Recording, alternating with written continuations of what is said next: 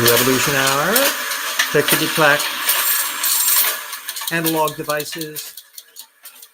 Yay! Tick-tock, tick-tock, tick-tock, tick-tock, tick-tock, tick-tock, tick-tock, tick-tock, tick. And don't forget our WordPress.com Tortugan site, which has all that cute little fun stuff, in addition to all the other material that I've been working on since. So, here we are at the last episode of 2023.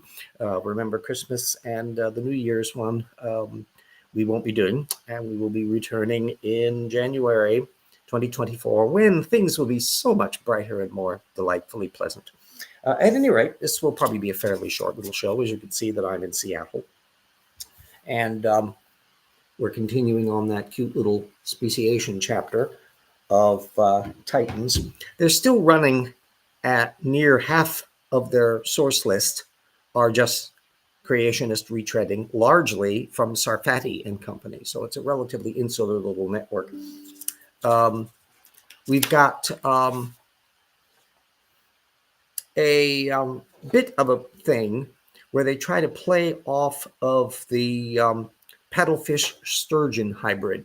For all of you who are aware of the fact that typically species that are relatively close together can still hybridize, or very close relatives can hybridize. We can find out that in the case of the Neanderthal human hybrids and all that. But generally speaking, farther away you are systematically, the less likely that that's going to happen. And Sarfati himself posted his own thing, 2021, that they're retreading in this book, where they are talking about the paddlefish sturgeon hybrid. Cowley 2020. By the way, they misspell his name. That's Cowley. They leave the D out. Both in the original Sarfati paper and in the retread in the Sarfati and Tay book. So not entirely attentive to the little fiddly bit details. Anyway, the creationists are chortling how this involves families at the family level that diverged back in the Mesozoic, and that this supposedly undermines the conventional designation of, well, the irony is that this functionally undermines the idea of kinds as separate families. If they can hybridize, then aren't they the same kind? Sarfati and Company didn't really think that one through.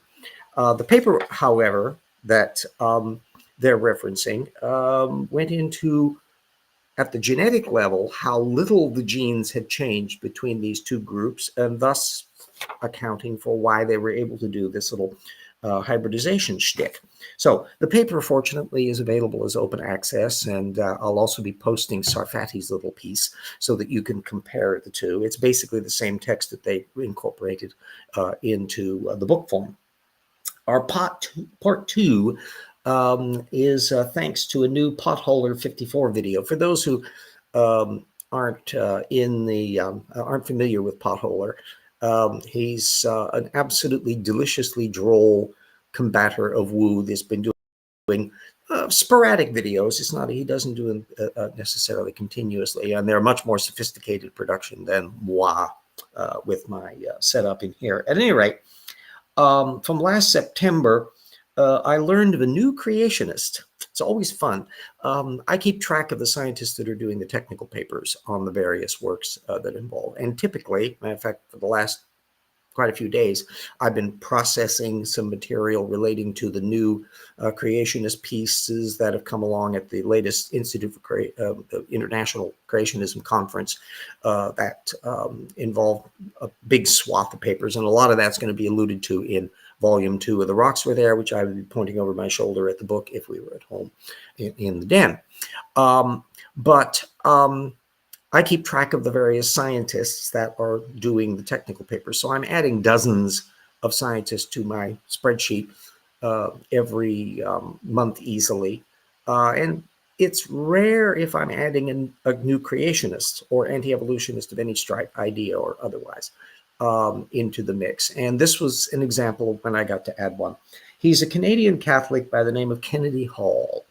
And Potholer skewered him because he was criticizing the Big Bang without having much of an import there. It was based on a piece that he did in the conservative Catholic magazine Crisis, in 2022, which I'll be putting a link in for that once I get back next year. And it basically retread a ton of the familiar tropes, so it's going to be alluded to in various contexts. Piltdown, the Nebraska man, always joined at the hip. Haeckel's embryos, which of course we went into in a great deal in volume 1, and the current hit parade item, which is soft tissues in fossils. In fact, Kennedy relied on a 2006 Catch Pool and Sarfati piece on that soft tissue issue, which I'll be including in the links. What's fun about it is that Hall got a pushback a week later in Crisis Magazine from Douglas Darnowski, who was complaining about this young Earth creationist propaganda that was being put out in their Culture Camp magazine. And so all is not entirely well. Typically in YEC Catholic land, typically Catholics will be, who are anti-evolutionists, will be trawling intelligent design material. There's a whole slew of ones from the William F. Buckley era. Michael Behe is a Roman Catholic, and you found an awful lot of the people who have that particular faith in Congress. I think, from Ted Cruz to Rick Santorum, they're all orbiting at politically conservative Catholic realm. But to go young Earth creationist, which is the anti-Big Bang stuff, is much rarer. And so you're now looking at probably the most conservative branch of the Catholic Church who would be dealing with that kind of a format. So it'll be a fun one. I'll be putting the link into Potholer's stuff, and as well to the Catchpool and Sarfati, and then the Darnowski response, so you can all play around and see what's going on in here. Whether or not Hall is going to be a long-term nudge up in Canadian Catholic creationism, we'll see. Some of these people have relatively short shelf lives. Others can persist for decades. So we'll find out what's going on. At any rate, what is still not happening in the Sarfati chapter in the book is a clarification of how their kinds are going to be applied to dinosaurs. So I've apart from my kind of scanning through peripherally, the detailed source listing I have not gone through except real time, the same way I'm doing it with you people here on the video. And so I'm just waiting agog to find out if there's any clarification of how many dinosaur kinds there are and on what basis they decide to differentiate them that way. I'll be particularly interested in Psittacosaurids in relation to Protoceratopsids, in relation to Ceratopsids. I think it'd probably be relatively easy for them to kind of hold the party line on a lot of groups in the sauropod field and in the theropod field. But it may be a little tougher for some of the boundary layers. I'll be curious to see how melanosaurids and some of these are that are the kind of the precursor groups to the main sauropod line, as well as prosauropods over in that line. So there's enough little squishy zones. I'll be wanting to see whether they delineate what kinds they are and on what basis. Remember, there's relatively little baraminology work that's been done on dinosaurs. So how much of it are they kind of winging? And how much of it are they just trying to pick the taxa? Which taxa are they going to pick? Why are they selecting the ones they do? Because there's an awful lot of dinosaurs out there known and an awful lot of recently discovered dinosaurs. So how much of it is older stuff versus new taxa? And if they are newer taxa, are they being brought out specifically because some creationists, including possibly Sarfati and Tay already, because they've already alluded to them? Well, we'll find out. It could go in many different directions on there. But I suspect at the end of it, we still won't have a clear idea of how many kinds there are in the dinosaurs or on what basis they decide to see them. We'll see. Anyway, So hope everybody is safe and sound wherever they are. Weather is kind of screwball in a lot of places. It was relatively calm here in the Pacific Northwest, so I was able to scoot on over from Spokane without any incident. In fact, it's kind of worrisomely snow-free. The Snoqualmie Pass, where there's ski resorts normally, but that kind of requires snow, so they don't have any. It was the barest that I have ever seen the area in December. Plus, their reservoir is quite low that they drive by on I-90. That's the El Nino cycle, which is not going to be a happy-go-lucky time, although you can get snow later on. In fact, a lot of the ski resorts on my side of the state, the eastern side, Mount Spokane and others, are kind of crossing their fingers as to whether or not they're going to be getting some snow. It's going to be an interesting little time to go on. And then we'll find out just exactly when I'm getting back into Spokane presumably after the New Year's. But that'll all depend on whether or not storm systems come in and all that, as to whether or not I can schlep across the pass comfortably or not. So anyway, the material that we're gathering together for the new books, the new book chapters, which will be certainly as massive as volume 1, involves also keeping up with the relative technical literature. And there's so much recent material that's come out on cosmological matters.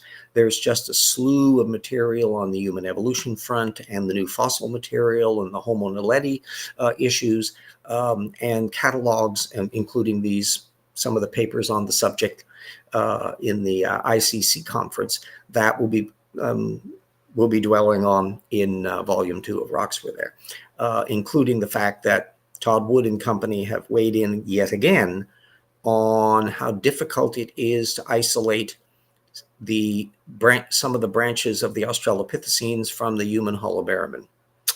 And there's going to be some fun and game pushback from there. Plus, there's the ongoing scrapple over the flood boundary and when that's supposed to be happening, and the ICR position that where they want to push it down into the Cenozoic. So it's going to be really fun. And some of the other papers are just kind of retreading the same party lines over and over again. They're still pushing radio halos and accelerated radioactive decay and all of that stuff that is just wheel spinning. It's an intriguing thing to deal with. And a little bit of stuff on theological matters. There's some things that they brought out where they're talking about creationist education and how they can package creationism for the secular world and the like. That stuff we probably won't be alluding to in the new Rocks book, but it will be stuff that will be plugged into future pending for the projected project that I have to collate a lot of the material that was organized for the old TIP project 161718. Never got around to the 18 part, which is basically the history of creationism and its social consequences and its attitudes swinging into our time. Now, the material that you can see on those subjects with TIP 16 and 17 at date from, well, it's been a while now, it's 2004, 2005 period. There's been a lot of material since then. In some respects, less than I was worried about back at the time, because I was anticipating way more legislative efforts to try to insinuate anti-evolutionism into the school system. And although you do periodically get ideologues who will put up an anti-evolution thing, or even something like a disclaimer bit. It's mellowed down to that point in certain states, Arkansas and a few others come to mind. They never seem to get anywhere. And after the failure of Kitzmiller case, which basically pulled the rug out from under the intelligent design end of it, everything has been kind of wheel spinning. Culture camp conservatives have been far more obsessed over woke issues and lesbian, transsexual rights, and obviously the abortion issue, which has gotten into front burner because of the overturning of Roe v. Wade. That's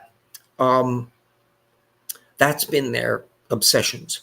And so creationism and the science elements as to whether or not you're going to fund studies that are relating to evolutionary paleontology or biology or Big Bang cosmology or any of these other areas have basically not on their scope. Now, this does not mean that can't still happen. And so keep an eye out, given the fact that the current Speaker of the House is a young Earth creationist, and if people like that are still in power in the years to come, nothing in principle precludes some ideologue at the state level or at the federal level trying to put that issue back onto the front burner and hope that the Supreme Court might overturn Edwards v. Aguilar from the 1980s, which, remember, is a decade after the Roe v. Wade decision. So it's an even more recent thing, which, and they even have a dissent from the late Justice Scalia to be able to retread in much the same way that the Dobbs decision depended on a dissent by one of the current justices on the court. So I don't necessarily rule out that issue getting back onto the burners if they're still in the position to do so. Now, continual political failure and gradually weeding mindset like that out of elected officials' status in legislatures and other areas may make that a moot point, and we'll never have to worry about it. I'm hoping that's the case. But anyway, it's going to be an interesting thing. It's going to be an interesting thing to see how things settle in 2024 and 2026 and 2028, all the various elections that we've got. And if you want to know how to deal with this, kids, it's all up to all of us, including you. Everybody that votes, everybody that needs to be registered to vote, to be able to vote, so that they can make their voice heard, because it's all up to us. Nobody else is doing it magically. Admittedly, in some states, there's problems with gerrymandering and attempted voter suppression, which makes it more complicated, although in some states, they've already got a majority generally without gerrymandering. So it probably won't affect some of the things in the Electoral College and other areas, but it can still be a tremendous nuisance in so many different policy members. So everybody get informed, pay attention to politicians at every level, and try to get questions put in about their sources. And do they know how to fact check them? And do they? And I would suggest that people who have extremist positions can sustain those extremist positions in their head because they don't, in fact, practice sound source methods. Simple as that. So that's our little continuing refrain.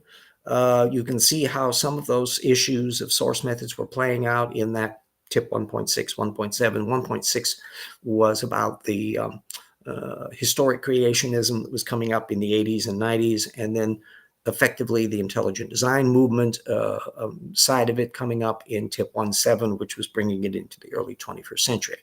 And we'll be keeping a close eye on all of this stuff. You've got weird instances like Tucker Carlson has been sidling on over to ancient astronaut notions and even flirting with the idea that the Earth might be flat. Not making this up. So it's just a screwy situation that we're in, because people who have absolutely no credibility in terms of method nonetheless have a huge following and can impact people's votes in terms of what they consider appropriate or inappropriate to put in. And so it matters. Anyway, on a lighter note, everybody have a happy holiday, happy Merry Christmas, Happy New Year, Happy Hanukkah, Happy Kwanzaa, whatever floats your boat. Try to enjoy things and have a happy time, and maybe have a little bit of a relaxation in the brain before returning to the world of reality and all the hot issues that are affecting everybody. I'm continuing to do my happy research and writing of the third Paralogs of Fog novel. If you're needing desperate last-minute Christmas gifts, do not forget that I got 4 books out there that you can pick up and have zapped to you on Amazon Prime for the holidays. You've got the 2 science books and also the 2 Paralogs of novels, and I'm quite proud of the things. They're a delight. They're available in both ebook and physical print book format, and you'll get your money's worth out of them. So anyway, that does for everybody. Have a happy Christmas, Merry New Year, etc., etc. And we will be seeing you in 2024. I don't see anyone in the chat overlay, so presumably everybody else is already swung over into holiday mode. No problem. And we'll see you all come in 2024. Let me put up advert for our book.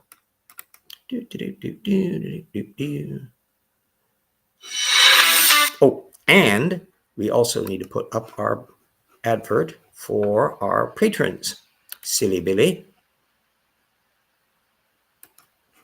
Let's get that out of the way here. Here we go. Let us put up our colleagues, Hendril, Eric Rowley, Suris, our researchers, Ian Chen, Convert Me, Stephen Early, James Watt, Fitzwater, History Minor, Apologia, Ralph Pledger, Benjamin Simpson, Slava, Speed of Sound, Studio DM Wing, at the assistant researcher level, Command Cyborg, Doronku, Scott Duke, Christopher Johnson, the Lavender Lady, hanging in there, kid, Friends level, Anton Juan Batz, Marigale Beddoes, My Unfinished Journey, Nana, Morton Nielsen, Bo Rasmussen, Alex Stone, and Paul Williams, and of course, a nod to our various legacy patrons who were able to help at various points, and financial circumstances and other things have affected things, and they've moved on. But I have never wanted not to say how grateful I am at all the people who have helped the project in their various ways over the quite a few years now that we've been dealing with this. We, after all, have over 300 episodes of our little project. Oh, hi, Brian. How you doing? Hope you're going to be having a nice, let's